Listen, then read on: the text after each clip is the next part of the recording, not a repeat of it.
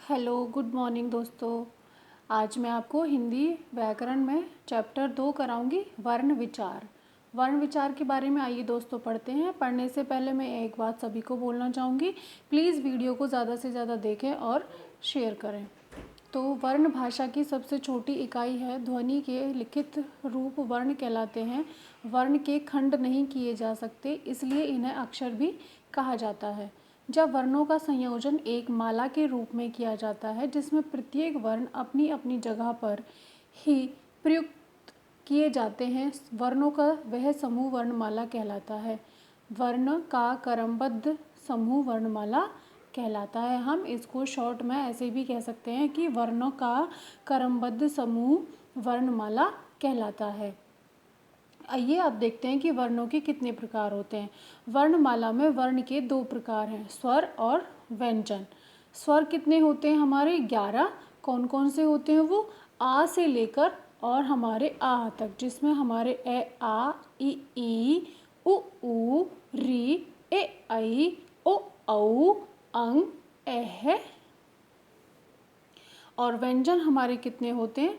का से लेकर और ढ, ओढ़नी वाला जो ढ होता है, जिसमें नीचे एक बिंदु आता है, उसको हम ढ बोलते हैं। तो ये हमारे व्यंजन होते हैं, जिनकी संख्या 33 होती है। तो आइए स्वर देखते हैं। हमारे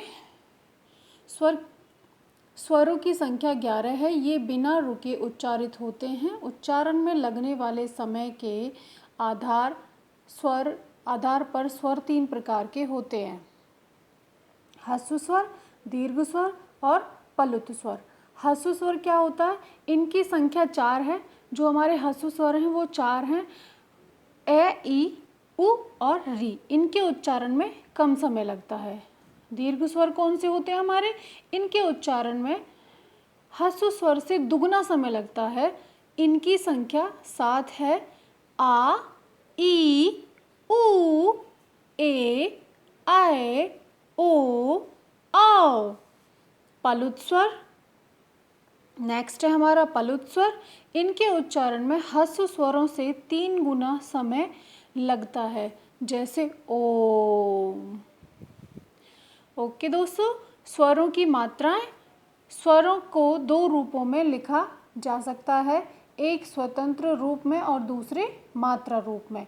यानी कि हम स्वर को 2 रूप में लिख सकते हैं, एक स्वतंत्र में और दूसरा स्वरों से ही हमारी सारी मात्राएं मिलकर सारी मात्राएं स्वरों से ही बनती हैं। स्वर व्यंजन के साथ मात्रा रूप में लिखे जाते हैं, जैसे आ की मात्रा क्या है? ये आ की मात्रा होती है। ई की मात्रा इस तरह होती है। ये चिन्ह ही मात्रा कहलाते हैं। आ की कोई मात्रा नहीं होती, परंतु वह सभी व्यंजनों में विद्यमान रहता है। इसके अभाव में व्यंजन हलंत लगाकर लिखे जाते हैं, जैसे का, ख, गा आदि। आओ स्वरों की मात्राओं को जानें। ये हमारी सभी स्वरों की मात्राएं दी हुई हैं यहाँ पर। और रा के साथ उ और ऊ की मात्रा इस प्रकार लगाई जाती है। जैसे रा के साथ छोटा ऊ लगाएंगे तो मात्रा इस तरीके से लगती है, जिससे हमारा जो मात्रा हमारे रुपया और करुणा में लगती है। रा के साथ अगर हम बड़ा ऊ लगाते हैं तो उससे हमारे रूप में रा के साथ ये वाली मात्रा हम प्रयोग करते हैं, जिससे रूप और रूठना जैसे शब्द बनते हैं। रा के विभिन्न रूप। रा का पदेन व रेफ दोनों रूपों का प्रयोग होता है। जब कोई व्यंजन रा के साथ है तो रा पदेन होता है, जैसे क्रम, ग्रह, प्रभात, प्रकाश, ट्रक, ड्रम, राष्ट्र, ड्रामा आदि। आइए अब देखते हैं आगे।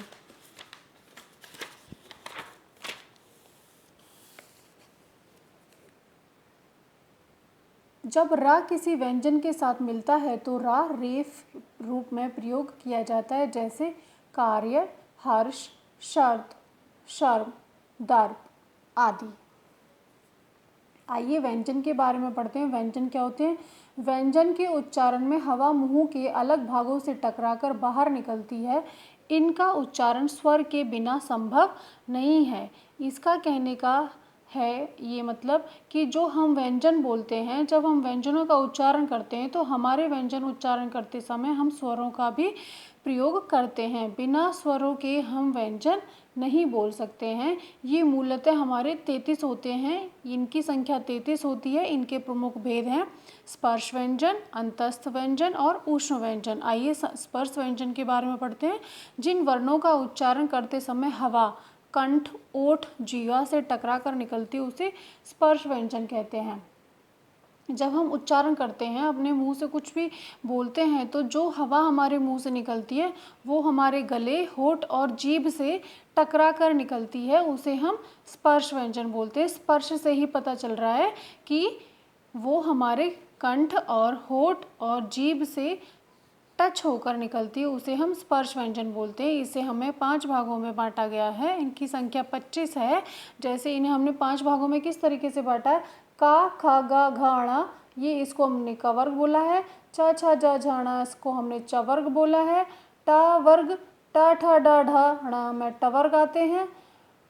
त वर्ग में त, थ, द, ध, न आते हैं और प वर्ग में प, फ, ब, भ, म आते हैं। अंतस्थ व्यंजन देखते हैं आगे। अंतस्थ व्यंजन क्या होता है, इनके उच्चारण में जीभ पूरी तरह मुंह के किसी भाग को स्पर्श नहीं करती है। अंतस्थ व्यंजन में क्या होता है, जब हम कुछ भी अपने मुंह से उच्चारण करते हैं तो हमारी जीभ पूरी तरह मुंह के किसी भी भाग को नहीं छूती है। अंतस्थ व्यंजन 4 हैं, जैसे य, र, ल, व। ऊष्म व्यंजन क्या होते हैं, जिन वर्णों के उच्चारण में हवा मुंह में रगड़ खाने से गर्म होकर निकलती है, ये ऊष्म व्यंजन बोलते हैं और इनकी संख्या भी 4 है। श, श, श, ह। संयुक्त व्यंजन क्या होते हैं, जब दो व्यंजनों को जोड़कर नया वर्ण बनाया जाता है तो उसे संयुक्त व्यंजन कहा जाता है। जैसे हमारे संयुक्त व्यंजन संख्या में 4 होते हैं और संयुक्त व्यंजन में हमारे 6 क्षत्रिय, त्रय त्रिशूल, ज्ञ ज्ञानी और षय श्रमिक आते हैं, जिसमें हम 6 क्षत्रिय को का और शा षटकोण से मिलाकर बनाते हैं। त्रय त्रिशूल को हम ता जमा रा से मिलकर बनाते हैं। ज्ञ ज्ञानी या ज्ञाता को हम ज्य और न्य से बोलते हैं। इसका शुद्ध उच्चारण है ज्य, ज्य। श्रमिक श्रय को हम शय जमा रा से मिलकर बनाते हैं। आइए दोस्तों द्वित्व व्यंजन के बारे में पढ़ते हैं। जब एक ही वर्ण 2 बार मिलाकर लिखा जाता है तो द्वित्व व्यंजन कहलाता है। इसमें पहला वर्ण आधा और दूसरा वर्ण पूरा होता है। देखते हैं कैसे, जिनको हम द्वित्व बोलते हैं। द्वित्व मीन्स 2 बार लिखा जाने वाला शब्द, वर्ण जिसको हम 2 बार लिखते हैं, एक बार आधा और दूसरी बार पूरा लिखते हैं। तो चा, चा जमा चा, जैसे इससे हमने बनाया सच्चा बच्चा। न जमा न से हमने बनाया गन्ना भिन्न।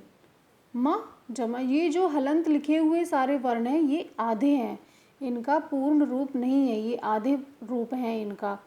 तो इस तरीके से हमने इनको दिखाया है कि जो वर्ण हमारे पहले आधा और बाद में पूरा वर्ण लेते हैं उनको हम द्वित्व व्यंजन बोलते हैं। संयुक्ताक्षर के बारे में पढ़ते हैं। जब 2 अलग अलग व्यंजन परस्पर मिलकर लिखे जाते हैं तो उन्हें संयुक्ताक्षर कहते हैं। जैसे म, ह, म जमा ह, तो महा बना, तो महा से हमने शब्द बनाया तुम्हारा और लम्हा। ठीक है बच्चों। च जमा छ से छ, तो छ से हमने क्या बनाया, स्वच्छ और अच्छा। इसी तरीके से हम यहाँ पर बनाते हैं शब्द। जैसे जब हम 2 अलग अलग व्यंजन परस्पर मिलाकर लिखते हैं तो उनको हम संयुक्त अक्षर कहते हैं। आइए तो बच्चों अनुस्वार के बारे में आपको बताती हूँ। अनुस्वार क्या होते हैं। अनुस्वार का ये चिन्ह होता है जो हम शब्द के ऊपर लगाते हैं। अनुस्वार का उच्चारण नाक से होता है, जैसे अंग, अंग, कंगन, अंचल आदि। अनुनासिक का चिन्ह ये होता है चंद्रबिंदु, जिसको हम बोलते हैं।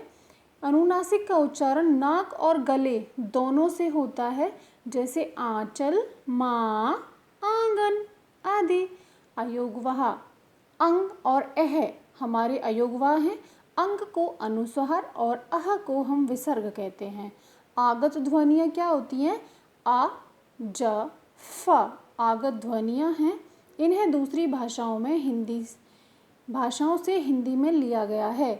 पंचम वर्ण ण, ण, ण, न, म पंचम वर्ण कहलाते हैं। वर्ण विच्छेद के बारे में बच्चों हम अगली क्लास में पढ़ेंगे। अभी मैं आपको इतना ही बताया है और वीडियो को लाइक और शेयर अवश्य कर देना।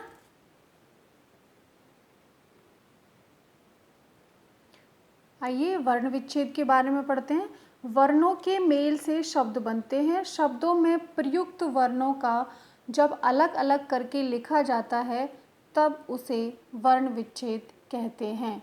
वर्णों के मेल से शब्द बनते हैं। शब्द में प्रयुक्त वर्णों को जब अलग अलग करके लिखा जाता है तब उसे वर्ण विच्छेद कहलाते हैं। वर्ण विच्छेद का मतलब है वर्णों को जब हम टुकड़े करके लिखते हैं, उनको अलग अलग करके लिखते हैं तो वो उनका विच्छेद कहलाता है। जैसे यहाँ पर दिखाया है श्रमिक का हम विच्छेद करेंगे तो श्रमिक को हम कैसे लिखते हैं?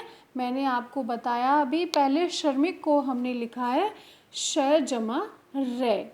तो यहाँ पे श्रमिक का हमने विच्छेद किया है श जमा र जमा आ जमा म जमा का ई जमा का जमा आ। तो ये बन गया हमारा श्रमिक। आइए कुछ और उदाहरण दिए हुए हैं यहाँ पर, इनको हम अच्छे से देखते हैं और समझते हैं।